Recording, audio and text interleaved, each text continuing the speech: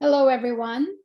Welcome to our event, an evening of poetry with Nasiruddin Shah. My name is Jisha Menon, and I'm the faculty director of Center for South Asia at Stanford University. This is part of our Arts and Justice series, which has been generously supported by a COLA grant from Stanford Global Studies. This series is co-sponsored by the Institute for South Asia at Berkeley and the Center for Human Rights and International Justice at Stanford. I'd also like to thank my CSA team for making this happen, Lalita Duperon and Simrat Mathru, and also our brilliant PhD student, Soham Shiva, who has worked behind the scenes.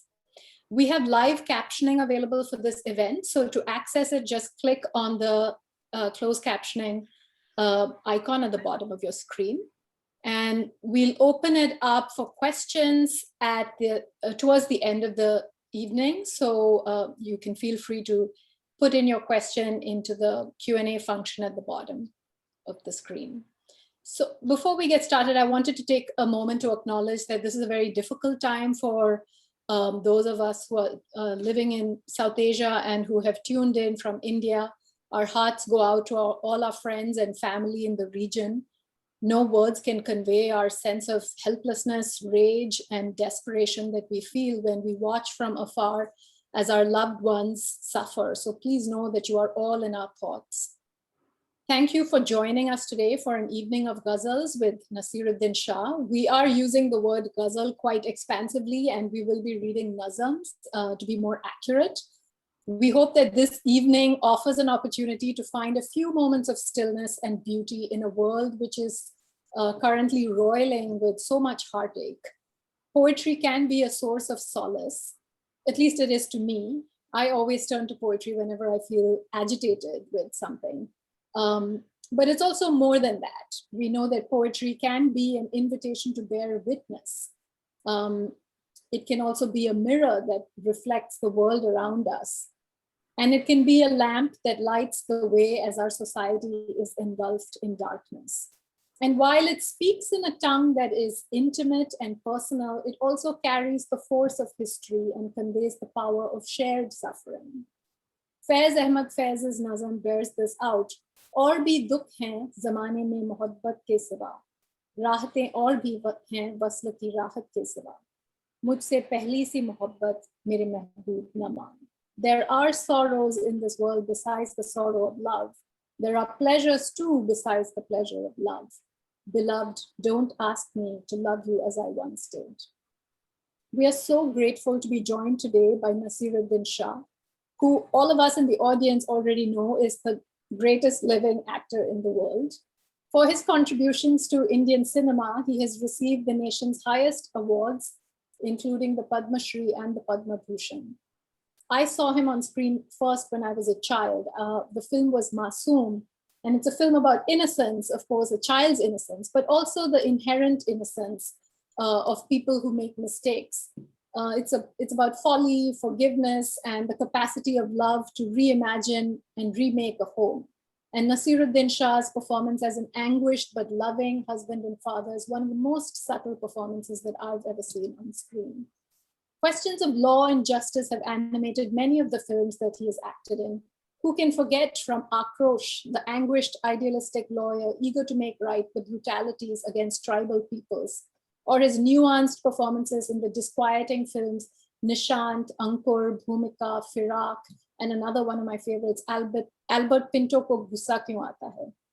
And the theme of law and justice returns in his plays, such as Manto Ishmat Hazir Hain, that looks at questions of obscenity, literature, and trials in the courtroom and in society. Or of course, the vitality and unrelenting charm of his performances in films that range from the cult classic Jaane Bhi Do Yaro, the poster of which adorns my family room, to his dazzling performances that range from an ominous inspector in Maqbool to the quietly enraged father in Monsoon Wedding. As I got interested, I watched his theater company Motley perform Samuel Beckett's Waiting for Godot, a production that seems prescient today and makes vivid the terror of a dark and foreboding world where we wait like orphaned urchins for an elusive glimmer of hope. Not only on screen and on stage, but also off screen, he has been a fearless and outspoken witness to the injustices in our country in recent years, and he has spoken out against it powerfully. Growing up watching Naseeruddin Shah light up the screen and the stage has been one of life's gifts, a gift that keeps on giving. Naseeruddin Shah, we can't express how grateful we are to you for your incandescent performances, for your uncompromising honesty, for your grace and humility. Warm welcome. I'll turn it over to you now to recite the poems. Adab, namaskar. Greetings from India to everybody watching wherever in the world you are. I'm very grateful to Stanford University for giving me this opportunity to reach out to all of you, particularly to the students of the university. And thank you, Jisha, for all the good things you said about me in your introduction. But I'd like to introduce myself a little further via a poem. This poem has nothing to do with my being a great actor or a legend or whatever it is that you call me, none of which I believe I am. It is a simple statement of a person who takes pride in living in this country, a person who was proud to have been born here, lived here, and who intends to die here. A person 5 generations of whose family took birth, lived, and are buried in the earth of India. This is a poem by a young man called Hussain Haidari, and it is called Hindustani Musalman. सड़क पे cigarette पीते वक्त जो अजान सुनाई दी मुझको, तो याद आया कि वक्त है क्या, और बात जहन में आई, मैं कैसा मुसलमान हूं भाई। मैं शिया हूं या सुन्नी हूं, मैं खोजा हूं या बोहरी हूं, मैं गांव से हूं या शहरी हूं, मैं बागी हूं या सूफी हूं, मैं कौमी हूं या ढोंगी हूं, मैं कैसा मुसलमान हूं भाई। मैं सजदा करने वाला हूं या झटका खाने वाला हूं, मैं टोपी पहन के फिरता हूं या दाढ़ी मूंड के रखता हूं, मैं आयत कौल से पढ़ता हूं या फिल्मी गाने रमता हूं, मैं अल्लाह अल्लाह करता हूं या शेखों से लड़ पड़ता हूं, मैं कैसा मुसलमान हूं भाई। मैं हिंदुस्तानी मुसलमान हूं, दक्कन से हूं, यूपी से हूं, भोपाल से हूं, दिल्ली से हूं, कश्मीर से हूं, गुजरात से हूं, हर ऊंची नीची जात से हूं।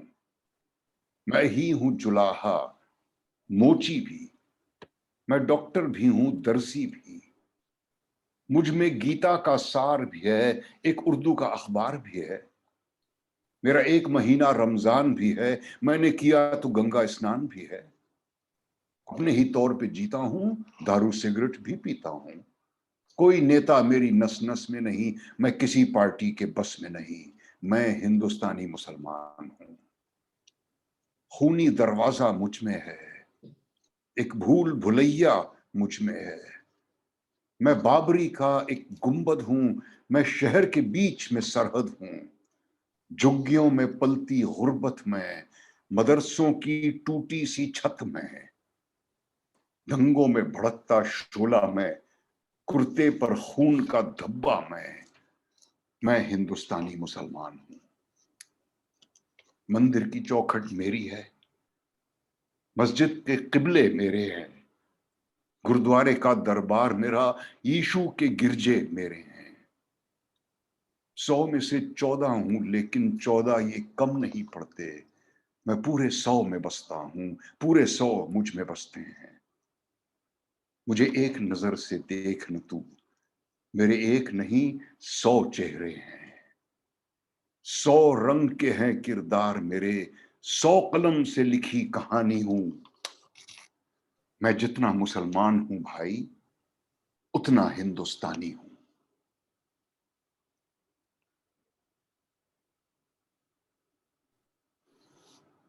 Thank you. That was really powerful. Can you tell us a little bit why you selected this poem?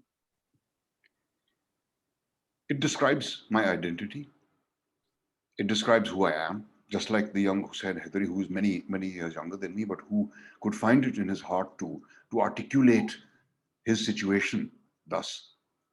That's what makes poetry great, to be able to state a simple statement, to make a simple statement in the most beautiful words possible. And that's what he's done.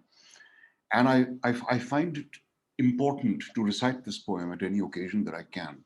And I have recited it online several times with permission from young Hussein, of course, because I want to make this statement. We are of this country. We belong to this country. This country is ours. This is our home. What more evidence do we need that this is our home, other than hundreds of years have passed that we have been living here?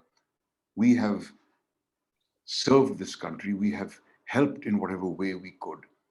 I'm not a practicing Muslim. I'm not an Orthodox Muslim at all. I do not subscribe to the fundamentalist approach. But I have been finding more and more as the years pass by, fingers being raised at our community. And I do not consider myself a persecuted Muslim. I hate Muslims who say that they feel insecure. And I was misinterpreted as having said that. I never said that. I said it makes me angry to be questioned in my own home. It makes me angry. And I'm sure it makes a lot of other people angry as well.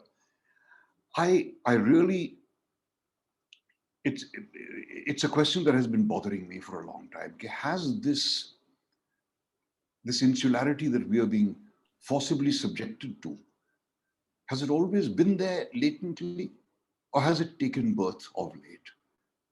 I suspect it's always been there. It has been incubating. And now, because I, as a child, growing up in an Orthodox Muslim household, just after independence, I was born in 1949. My parents saw the partition and the horrors. Several members of my family went away. My brothers, my father's brothers and sisters, my mother's brothers and sisters went away, several of them. My parents chose to stay on because they believed in this country. But the fact is that as a child, I was subjected to horror stories about the partition, about the Hindus and Sikhs. And I'm sure the Hindus and Sikhs were subjected to horror stories about the Muslims. Similarly, these stories have taken birth somehow, and from an embryo, they have grown into this monster. I do not know why this monster has not germinated inside me, but right from when I was very small and when I was being taught by the mullahs, I always had questions for them, which they could not answer. And it seemed absurd to me for them to say things like the earth is flat, the earth does not move, the sun moves around the earth, and so on. And everybody who's not a Muslim is condemned forever to perdition. I found these things objectionable even as a child of 5 or 6. As I've grown older, I have never felt any discrimination ever in my life. My father was a government servant. My brother served in the army all his life. Another brother has been an executive all his life. And I have done my bit in the entertainment industry. I have never ever felt held back. I've never felt obstructed. And I've never felt that my being a Muslim has come in the way. I can't say that I'm feeling that it's coming in the way now, because it still isn't, but I can sense the animosity, and I don't know where it's come from. And it's really regrettable. And therefore, I feel the urge to make this statement as often as I can, that I am an Indian Muslim. So I actually watched Hussein Heidari's performance at one of the CAA protests in Mumbai, in Azad Maidan. And, he's of this young generation, and all these youth are turning to art and poetry. There's another beautiful poem, Hum Kagaz Nahi Dikhayenge, and lots of wonderful, really kind of protest poems that these young artists are coming up with.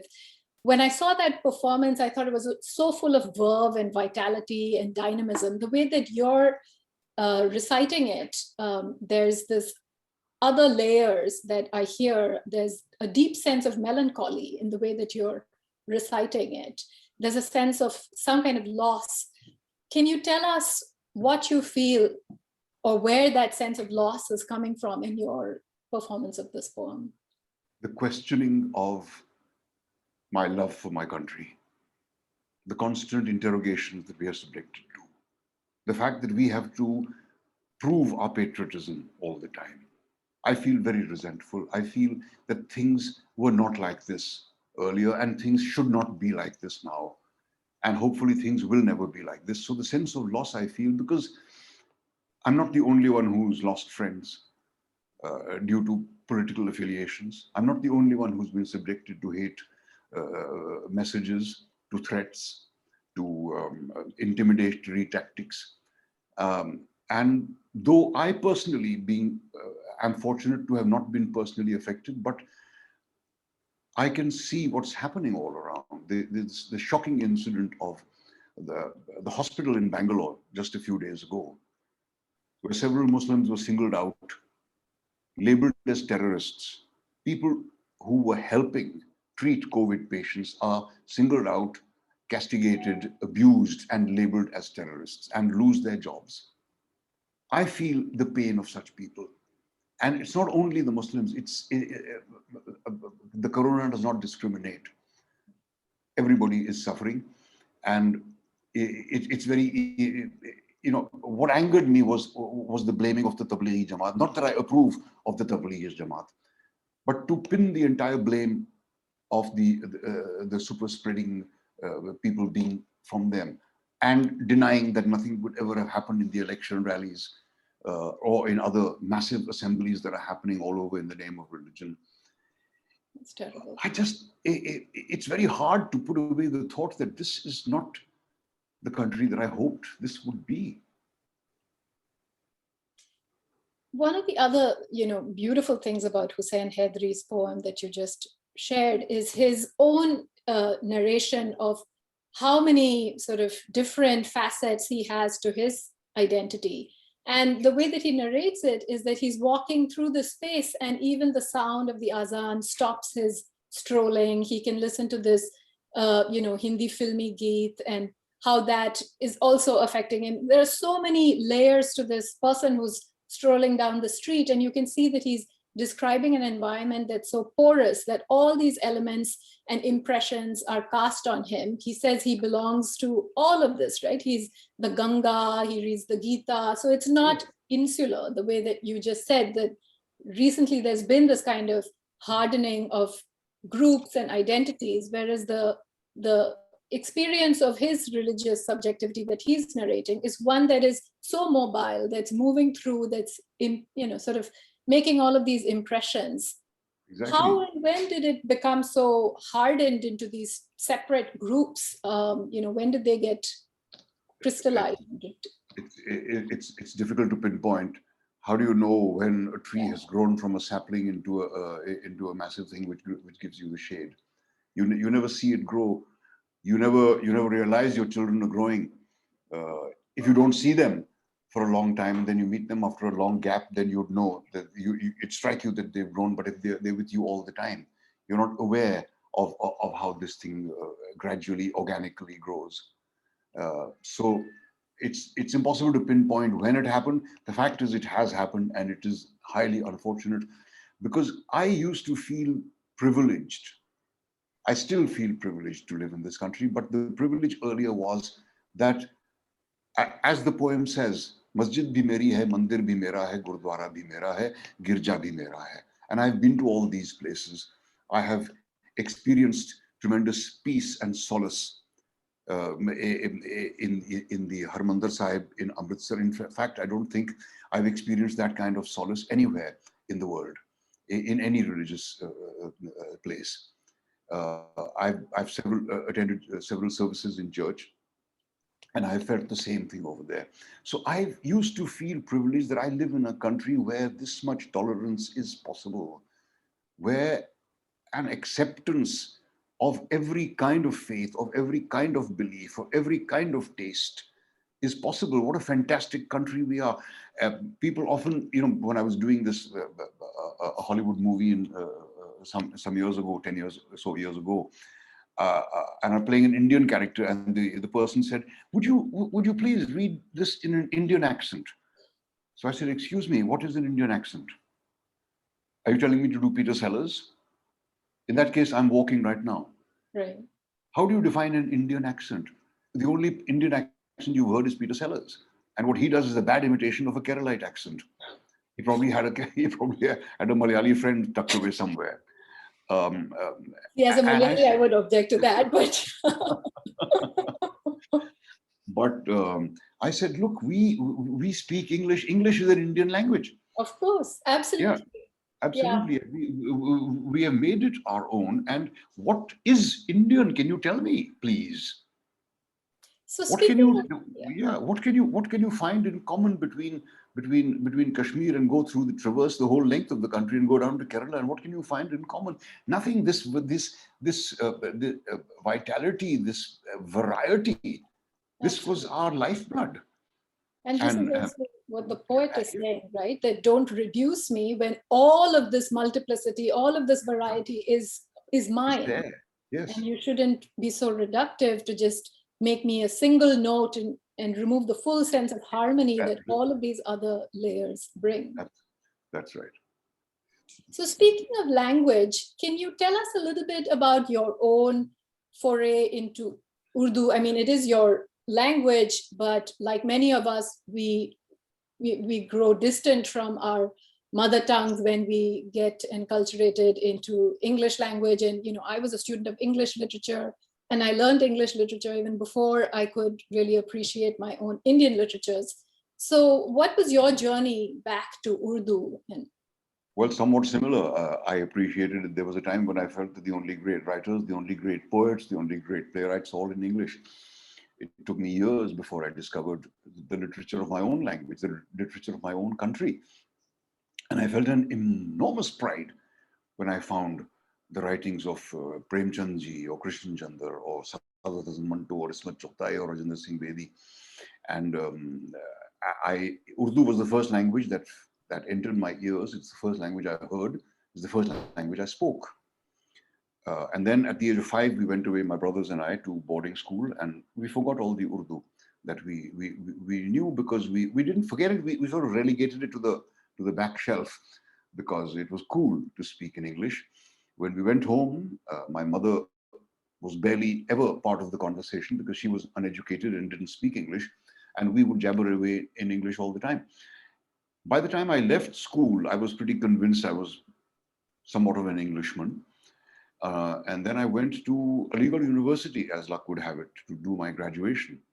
And that is where I encountered my own language once again. I had learned to read and write the alphabet in Urdu. So I would write these occasional letters to my mother in very badly scrawled Urdu, which I think she suffered reading through, but she did. But I rediscovered my language. And then luckily enough, I became an actor and got employment as an actor. So there were several things that came my way, most notably Mirza Ghalib, the part of the great poet. And that was really my introduction to Urdu literature, not just to Ghalib as a person, his greatness as a poet, his commitment to his ideals, his sorrows, his suffering, his agony, and so on, but also to the language. And that is where I began to be introduced to Urdu poetry. Before that, I believed Urdu poetry is all about, thwarted love and drunkenness and so on. And that was my own ignorance to believe a thing like that. So that is really where I owe my return to Urdu, and firstly to Aligarh University, where I began to converse in Urdu, and discovered that I knew this language. I had forgotten about it.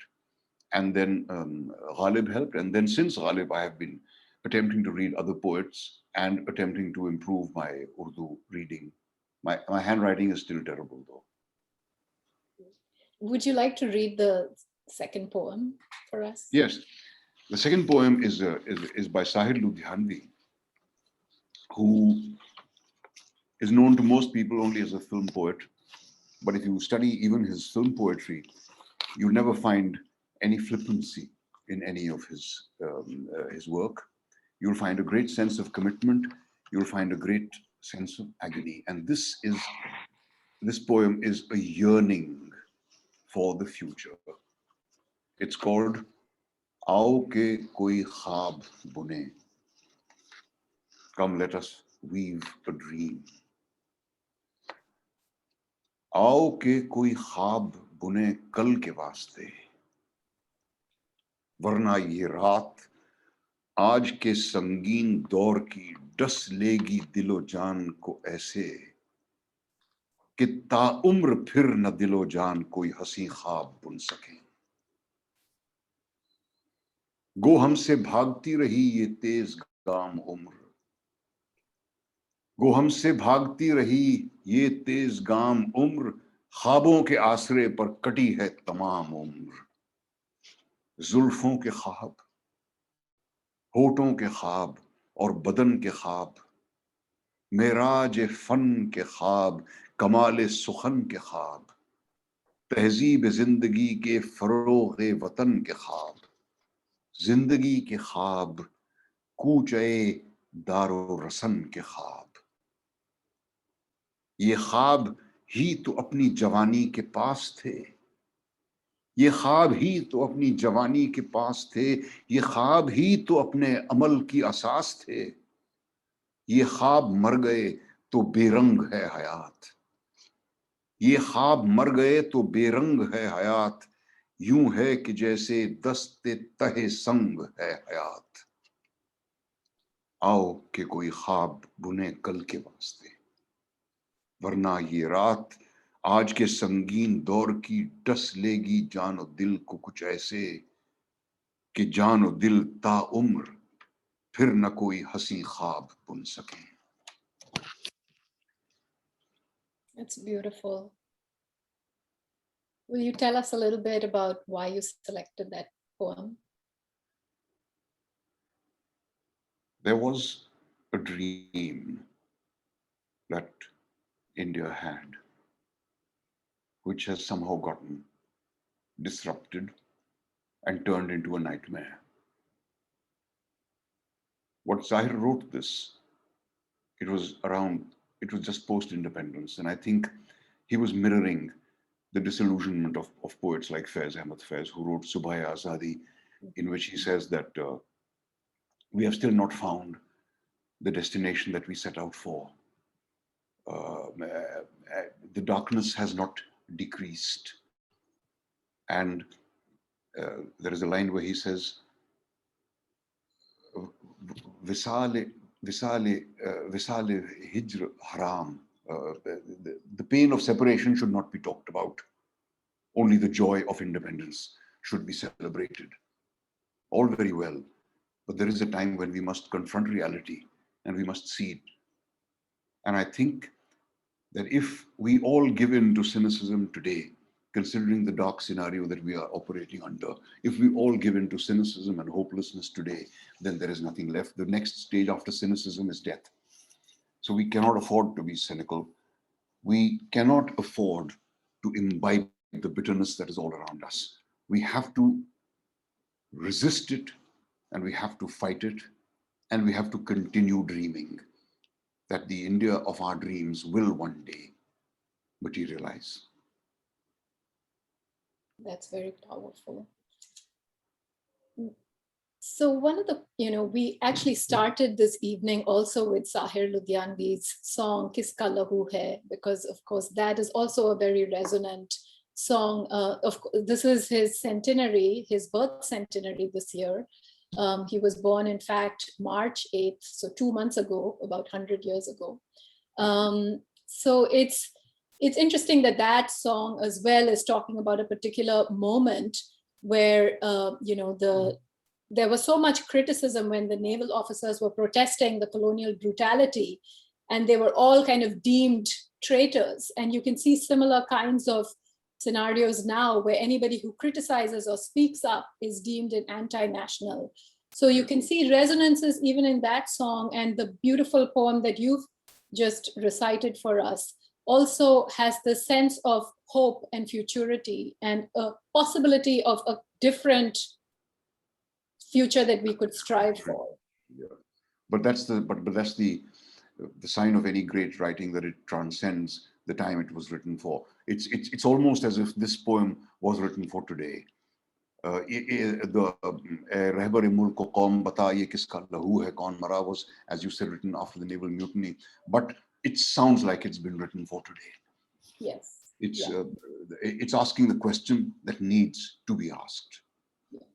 So what do you think is the responsibility of an artist to society? Do you think that they should reflect the concerns of the society, or do you think it should be a refuge where they can retreat and, you know, sort of offer a kind of sense of consolation from the horror of the world? Or do you think that art should in fact be, you know, sort of a place where you can create a different vision and strive and struggle and make a different future?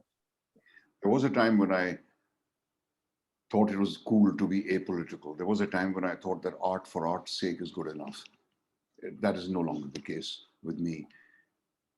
As far as writers are concerned, painters are concerned, poets are concerned, they can express their frustrations through their work. Filmmakers, theater people, where actors are concerned, it's very difficult because you're not expressing your own thoughts, your voice, you're a mouthpiece for the thoughts of others. So I suppose it is the responsibility of an actor to choose work which resonates with him, with his beliefs. And if it contradicts one's own beliefs, and if it states regressive things, then certainly one should not be involved with it. The actor is not free to make his own statements, but his beliefs come across through the choice of the work that he takes up, the choice of statements that he chooses to make on behalf of others, and the effectiveness with which he makes them. It is certainly the responsibility of artists to stand up and question, at the expense of being perhaps labeled as treasonous or seditiousness or traitor or whatever. But it's important for us to make our voices heard, and since an actor speaks others' words, it is important for an actor to choose the right words to speak. And for writers and for others also, filmmakers and theater workers, to create work that reflects the truth of their times for the sake of posterity. I think that is important. I don't think artists can make a difference. Artists cannot create revolutions. Artists can only raise questions, and these questions must be raised. These questions are important, and it is time that some answers were forthcoming. It reminds me of Brecht's line, "In the dark times will there be singing, there will be singing of the dark times." So it's very resonant with that. Right. It's like Amir Aziz's poem, Sab yaad rakha jayega. So poetry can also be witness in that way. Yes. So we can start taking some questions from the audience, because there's questions that are coming in, and maybe we can start with Ujjaini Sharma's question. Have you seen the Indian film industry change along with the country as progressive and radical spaces shrink? Do you feel any optimism and opportunity for art to be produced that meets and speaks to this present moment of crisis? And then she actually cites the Brecht.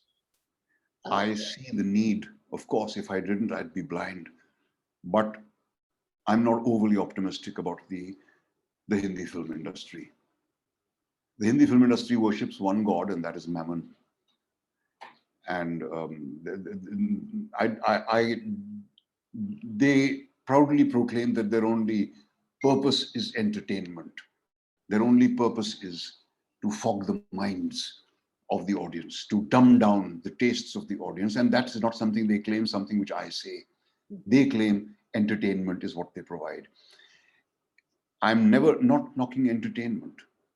Yeah. Who does not like to be entertained? But the fact is that cinema has a lot more to offer than merely entertainment. I don't see that sense of commitment in a large number of our filmmakers. I don't see the compassion that is required to make statements of that sort via cinema. And it's a great tragedy, because if 100 years from now, someone wanted to know what the India of 2021 was like, and they discovered a Salman Khan film, for example, I think that would be a tragedy. So it is our responsibility.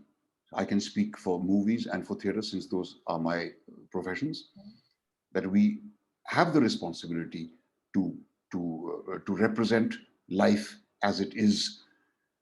I can see a great deal, a large number of young people coming to the fore. You would notice that in the lockdown in India, it was young people who mainly did creative work online. A lot of youngsters came on and did readings, did recitations, wrote plays about the lockdown geared towards their audiences. So I have tremendous faith in the younger generation of our country. I think we have the largest population of youngsters in the world, and I have great faith in them. I know they will be able to differentiate right from wrong. And my prayer is that someday our celebrated film industry comes to its senses and realizes that there is something more to filmmaking than just generating revenue. Great. There's another interesting question here from Mariam Saeed Khan from Lahore in Pakistan. And she asks, do you think our subcontinent collectively is responsible for arts and the borderless work? Collectively, do you think we can create a new narrative? So I guess questions around what kind of work might be happening across borders, arts work. Yeah, one does get the feeling that a lot of wonderful artists and musicians, and singers, and poets went away to Pakistan during the partition, which is why they have such a rich legacy of music and poetry. It's been a great tragedy in Pakistan that the liberal secular music of Sindh has been suppressed. It's not been banned, it's just been suppressed. And as for a collaboration, that's a pipe dream. When we were children, cricket is another of my great loves. And when we were children, we'd always dream of a combined India-Pakistan team. And when we made those teams, we knew that no team in the world could lick a combined India-Pakistan team. I guess one could apply that analogy to our political relationships as well. Unfortunately, there's too much hate being spewed on either side by narrow-minded bigots. And these narrow-minded bigots seem to be getting through to a lot of people. I have done my bit. I have worked in 2 Pakistani films, one of which, Khuda Ke Liye, I consider the most significant film I've done in my life, because it tackled all the subjects that bothered me as a young Muslim child in an Orthodox Muslim household. It tackled all those questions head on. I've been to Pakistan several times to perform, not recently, of course, but I look forward to the day, and I've always been received with great affection and hospitality. If there were to be a collaboration, that there could be nothing better than that, but one has to be pragmatic also. So, one of the things that we feel, your legacy has, of course, been enshrined in the extraordinary work that you've done in cinema and in theater, but you have also, your legacy we can also count as the work you've done with these young people. You've been training and doing a lot of work with young actors. Can you tell us a little bit about the work you've been doing with young actors? When I studied at the National School of Drama in Delhi and later at the Film Institute in Pune, later worked, of course, with several directors, I really didn't find, apart from the teacher I had at the Film Institute, any acting teacher telling me anything helpful. They would spout cliches. You have to work hard. You must labor at your work. You must understand your character. You must be truthful to the character. You must stop smoking. Most importantly, while puffing away at a cigarette themselves. But not one of those teachers taught me anything about voice control, about care for your body, about an understanding of the work, what an actor's job actually is. Yeah. And you'd be surprised to hear that in the drama school, I used to skip acting classes because I found them so boring, and because the stuff that was told to us in those classes just didn't make any sense to me. We were asked to take massive leaps, big enough leaps that would split our legs in two, right from coming straight from college. In those days, the qualification was class 10. I came after doing my graduation, and all I'd been exposed to was Hindi cinema and Hollywood cinema. And here I'm being asked to play, I'm 20 years old and I'm being asked to play a beggar at Old Delhi Station. Like that. Come on, do it. Show me the truth. And this kind of stuff. I don't want to, rip these people apart a bit too much. They themselves did not know what they were doing. Most of them were teachers who had not acted themselves. So they had no clue of what input they could give to actors. I had no intentions of being a teacher. I thought, I'm going to become an actor, I'm going to become rich, I'm going to become famous, I'm going to have a nice car, and I'm going to drive around in it, and I'll be famous, and everybody will look at me on the road. That was the extent of my ambitions. Coming to the Film Institute changed all that, because I actually began to learn. Professor Taneja, who was the head of the department there, was the first man I met who said tangible, helpful things to me as an actor. And they were very simple instructions. That really made me think. And it was while I was there, and people would be surprised to hear this, that at the Film Institute is where I learned more about acting. Also because the films that we were exposed to were mind-opening for us. They were films from countries I didn't know made films. And they were astonishing. Some of those Bulgarian films, or some of those Polish films, or the Japanese films, of course, I knew about. Some of the German films, the Italian films, they were just mind-blowing. And I began to aspire to be an actor who would fit into movies of that kind. I quickly abandoned my dream of being a Bollywood hero, which was perhaps a mistake, but I don't know if I've gained or lost more by making that mistake. I concentrated on learning as much as I could and being of use to cinema, which was to me felt real, and applied myself in that. As a result, I was hopeless in the Bollywood movies that I did, but that has not traumatized me at all, because I never seriously thought I fit into those movies. Years and years later, when my obsession with learning about acting took me to Poland to study with Grotowski and to Paris to study with Peter Brook and so on, I began to realize the importance of somebody empathetic dealing with young actors, not throwing cliches at them, giving them nuts and bolts help. And thus I decided to go into it very hesitantly. And initially I made a lot of mistakes as well, asking too much of the students, expecting too much of them. It's taken me 30 years of teaching to realize that any kind of teaching pays off years later, sometimes decades later. So I feel this responsibility to impart whatever it is that I have, that I know. I don't consider myself an authority of any kind, or a master or anything, but I feel a responsibility to impart what life has given me, and the urge that got stronger and stronger in me to help younger actors discover what they do when they act. It's very it's very tricky. Ask any actor, what do you do when you act? And he won't be able to tell you. You ask a dancer, you ask a singer, you ask a painter, you ask a sculptor, they'll all be able to tell you what they do when they sculpt or when they paint or when they dance. An actor will say, well, I act, I become the character, and nonsense like that. So part of my mission is to help rid young actors of these notions, to somehow act as an antidote to the harm commercial cinema is doing to them, because without realizing it, they don't. It's running in their veins.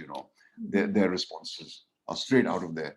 So with the benefit of the teachers I had, with the benefit of the books I'd read, with the benefits of the experience I'd gone through, I tried to devise a system which is basically geared towards helping the actor fire his imagination, to help him stimulate his imagination, and to show him how it's possible to use your imagination in your work. Because imagination is what it's all about. And then as far as nuts and bolts are concerned, actors often ask me, how do we practice? What do we do? A dancer knows he has disciplines to follow. So does a singer, so does an instrumentalist, so does a painter, so does any other artist. What does an actor do to stay in trim? What riyaz is there that an actor can do? So all I say to them is watch life. Life is the greatest teacher. Observe it keenly. If you're playing a slum dweller tomorrow, it's not going to do you any good to go for 5 minutes and sit in front of a slum and look at the slum dwellers there. You're going to learn nothing except externals. If you haven't already observed these people, if you haven't already empathized with them, if you haven't already imbibed their situation, then half an hour of observation or even a week of observation will give you nothing. So learn to absorb life. And there are two things that are in your control. I'm sorry. One is your voice and one is your body. These are the two things you can work on. And by body, I don't mean you become Arnold Schwarzenegger, because a person like Arnold suffers as many limitations as a very skinny person does. Look after your body, stay healthy and flexible. An actor's body has to be capable of more than the body of the audience. Only then will they look at you. And as far as your voice is concerned, that's your only tool. So look after your voice, train it, whether it requires singing classes or anything. And voice is something I concentrate on greatly, because through 2 acting courses at the NSD and at the FTII, no acting teacher could tell me anything helpful about the use of voice. So I try to combine the internal with the external. Basically, I don't like the word teaching. I like to say that I help young actors with their work, because I can feel what they feel, and I love looking into their eyes and seeing the dreams there. So, and has the way you prepare for a role changed over time? Like from your early acting days to now, what's been the change in your preparation for a role? Well, I was when I was at the NSD, I was a very arrogant actor. Om Puri was my classmate, and he was the most sincere guy of the lot. I used to kid him and say, "Yeah, everybody reading your script all the time. What I need to read, I've learned my lines already." And Om was the one who slogged. I never did. Al-Qazi kept telling me that I should follow the example of people like Om. It took me many years before I actually began to follow the example of a person like Om. So I was an arrogant, conceited 20-year-old who believed he was the greatest, God's gift to mankind. And I wasted 3 years at the NSD. Om, on the other hand, gained immensely. The growth I saw in him. So that really shook me up. Because when I left NSD, I realized Om is a far better actor today than he was when he joined, and I am still the same as I was when I joined. So I resolved to learn about it. That was one change that took place. I adopted Om Puri's method. And then I got very affected by what is known as the method, which the American actors have made famous. And in fact, over the years, reduced it to a caricature of truthful behavior. The method has become as cliched as the old stylized acting. And realistic acting is not all that there is something I realized. Believability is not all that there is. Getting across is what's most important. So there was a time when I believed that I must live as I must try and become the character. I should stay in his clothes. I should live in the house where he lives in. I should try to, live that kind of life, which is impossible. You can come as close to it as possible. But you can't become that character. If you do become that character, you're no good to God, man, or beast. Because if an actor playing Othello becomes Othello, what happens to Desdemona? Every night. And so I went through this torturous, self-torturing of, trying to, if I was playing an 1857 rebel, I would keep the sword strapped to my side and I would sit on a horse and I would, glare at everybody and all that sort of thing. It, it was foolishness, but it was necessary for me at that time. Since then, I've found shortcuts, let's say, because I know where I have to get. But I managed to get there through an arduous process. One doesn't get there magically. Inspiration doesn't strike an unprepared person. You've got to work very hard for inspiration to strike. And so I know where I have to get, and now I have found the ways to get there without making a big song and dance about it. So one of the wonderful things I'm hearing you say is the importance of imagination in your craft as an actor, but also in the work that a citizen needs to do in the country to be able to imagine a better future. Aao koi khwaab bune, let's imagine it and then let's dream about it and then let's put it into action. Right. So Yeah. tell us about, how you think acting or, sort of working on your imagination can become a really powerful tool for actors as well as non-actors, that very capacity to be able to inhabit somebody else's shoes, walk their life for a little bit, train your imagination so you can see what suffering is for other people. These are things that actors are actually trained to do. So, how can maybe, this way of training your imagination help us become a more empathetic, more compassionate society? I think that if you, first of all, just put yourself into the shoes of the maid who comes to mop your apartment, or the sanitary worker who comes to empty the manhole and actually climbs in, putting his own life at risk, or the person who drives your car, or the person who cooks your food. It doesn't take much to empathize with these people and to understand what they're going through. Imagining is not, I've actually met acting students who say, but I can't imagine, which I think is nonsense, because your imagination takes control of you if you let it. If you're on an aeroplane and the aeroplane suddenly starts going like this, your imagination takes 100 different directions without you bidding it to. It just takes off on its own. I think what's important is to look around you, to see, and when you start seeing, I think feeling is something that follows soon after. And empathy is something that's extremely important for an actor as well. And if one doesn't have empathy for the poor man who has to climb into the manhole and cover himself with excreta, if you have no empathy for that person, there's no way that you can understand his situation. There's no way that you can even begin to try to remedy that, or to even suggest a remedy to him, or to the person who sweeps your floor, or to the person who cooks your food. You have to be able to, and I think it begins at home. Mm-hmm. If you cannot be empathetic to your children, if the children cannot be empathetic to their parents to begin with, if you can't look after the little plant on your windowsill, you're not going to give a damn about thousands of trees that are being knocked down all over the world, or about the climate changes or anything like that. So I think it all begins there with very small gestures, with not having this nebulous dream of wanting to change the world, but to start with doing what you can. I think it has to begin there. We cannot expect our hearts to embrace the world like Faiz Ahmed Faiz's heart did. We need to begin small. We need to begin at home. If you can't look after your own home, there's no way you can look after the country. If you can't look after the people who are dependent on you, there's no way you can look after the people who are not dependent on you and who you see in passing.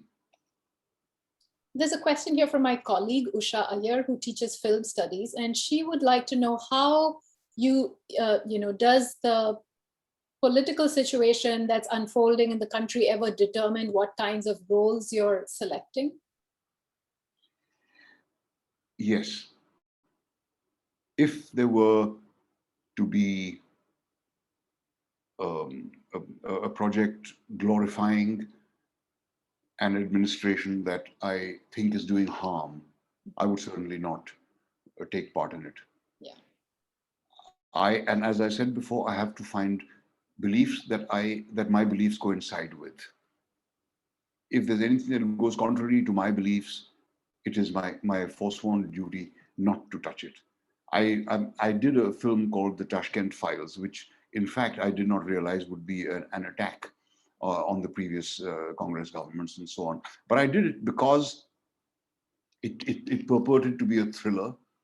It purported to expose something, a dark secret which has been buried over several decades, and which was supposed to be an investigative kind of a movie. Had I known its true intention, I would not have touched it. But I did that film, and that was perhaps a mistake. But I would not go for anything that creates discord. I would not go for anything that creates a lack of harmony, or which spews hatred, or which talks of things which I do not believe in. Here's another And that has question. always been the case. Yeah. Swarnim Kare has an interesting question. In your opinion, what responsibility lies in the audience, the public and the viewer, to demand a more ethically responsible cinema? Has the audience's experience become dull over the years? The audience has been dumbed down deliberately by our popular filmmakers. Over the years, this has been, whether intentionally planned or not, but that is what has been done. Their tastes have been reduced to the lowest common denominator. They don't want anything that is not on familiar territory, not spoken in a familiar language, not spoken in the popular idiom. They get uncomfortable with it. It's going to take a very long time for this audience to start realizing how they have been drugged all these years, and the damage that these movies, which have fed into our dreams, have done to us. And there has always been a very small audience for meaningful cinema. Even a film like Boot Polish, made in the 50s, a film like Jagte Raho, or a film like Do Bigha Zameen, which tackled meaningful subjects, I think are not the ones which immediately come to the mind of a popular film goer. He will recall the adventures, the Sholais and the Ganga Jamnas and so on. He will not recall the meaningful cinema. So who knows how long it's going to take before the audience begins to accept that when you go to see a movie, there is something more apart from escapism that you should expect. But it's going to be a long haul, and we mustn't hope to alter the audience's consciousness overnight. You can't do that. What we can hope to do is to keep plugging away, to keep trying in whatever little way we can to make a little bit of an impression, and to speak in a language which the audience understands, but which is not the language of escapism. There are two questions here that are both sort of similar, and I'll just combine the two. And both are asking, Anjali Arundekar is asking, how can we imagine art activism and create and not cremate? Actors carry enormous political and ethical urgency. Should they be stepping up more? And Imanul Haq asks, can current art and culture, the way it's been practiced, shape people's mindset and political culture? So I guess, combining the two, what do you think the work is that art can do to maybe allow us to, wake up, see something differently, change the world? What is the power that arts have? The fact is, cinema is a very powerful medium in the sense that it gets across to so many people. I have been under the impression that the influence of cinema is a bit overrated, but I'm beginning to revise that opinion. I have also believed that political activism is essential, that more and more people need to perhaps come to the field of cinema in order to dispense their beliefs. I don't think that actors are taken that seriously by the public. We can gather a crowd, but I don't think the people who go away after having listened to us are going to be deeply impressed. They come there to see actors because they want to see a tamasha, as is evidenced by the number of very popular actors who have failed miserably in politics. It's politics is a full-time profession, and if you want to be in it, you got to make it a 24/7 job, the way our current administration has. And I don't say that with a great deal of admiration, but the fact is that they have made it their job, and therefore the part-time politicians who were there are all kind of withering away, because these people are fully engrossed in their electioneering, in gaining power and in stabilizing that power and keeping the status quo as it is. Actors can only be of marginal help, but it is important that we never lose sight of the fact that we are listened to.